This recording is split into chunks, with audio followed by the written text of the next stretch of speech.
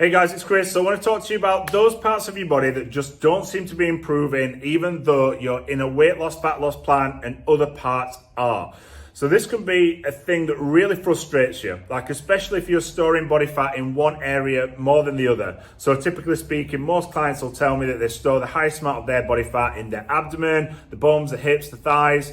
And these are a source of frustration. It means that you don't feel great if you're going onto a beach, you want to feel comfortable in certain situations, all because we tend to have a higher accumulation of body fat there.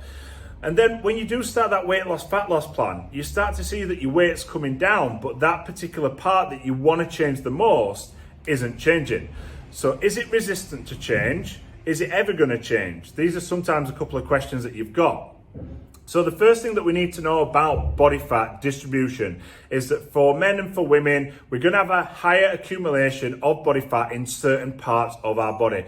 For women, it's going to be your lower abdomen, your hips, your bum, your thighs. And then for men, it's going to be all of your abdomen, your chest, your lower back, your upper back. From an accumulation perspective, this is where we store more body fat. And the reason why you see these places lean out last, not first, is because we actually have a couple of things to think about. First thing, we have a higher density of fat cells and a higher density of alpha-2 adrenal receptors, which are the things that are switching on when we're in a calorie surplus that's helping us build even more body fat.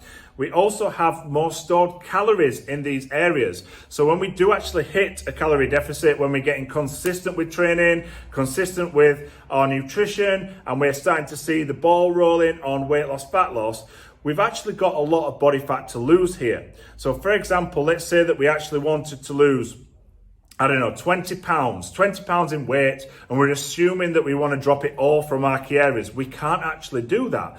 But in turn, it means we'd have to burn 72,000 stored calories. So you can see that this is going to take time to achieve. And by its very nature, the last place that's going to drop, because it has the highest accumulation of calories and fat cells, is going to be your quote unquote stubborn areas. So when you start a fat loss or weight loss plan, don't panic if other areas start to lean out first. So for example, you might start to see more definite in your arms, in your upper back, in your delts, so your shoulders. You might start to see an improvement in these first before you start to see an improvement in your bum, your thighs, your abdomen. And that's fine, because what's going to happen is, as you continue to lose weight and body fat, as you continue to stay consistent, over time, we're going to be tapping into more of these energy reserves that we've got stored in a higher amount in these other areas. That's also going to allow you to start to lean down there. So don't get despondent when you only start to see improvements in other areas that you probably don't want to change the most first, because eventually you'll play catch up and your problem areas will actually start to come down as well. So any questions on that, guys, feel free to hit the comment box below. I hope you've really enjoyed this, but this will help you massively keep your head when you're dieting, when you are losing weight, and when you're looking for those amazing results.